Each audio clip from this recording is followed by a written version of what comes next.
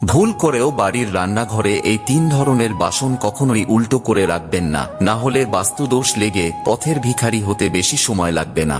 চলুন জেনে নিই, তবে তার আগে প্রভু শ্রীরামের ভক্তরা লাইক করে কমেন্টে জয় শ্রীরাম লিখে দিন। নাম্বার 1, তাওয়া, যার উপর আপনি রুটি বানান।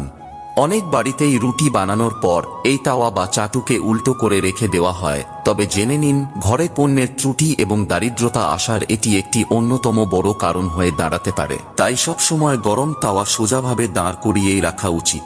Number 2, pressure cooker. একটি প্রেসার কুকারকে সব সময় তার ঢাকনা বন্ধ করে কোথাও বসিয়ে অথবা ঢাকনা খোলা অবস্থায় কোথাও ঝুলিয়ে রাখাই উচিত। উল্টো অথবা উপর করে প্রেসার কুকার রাখলে তা বাস্তু ত্রুটি এবং বাড়িতে অর্থ সংক্রান্ত সমস্যা বয়ে আনে।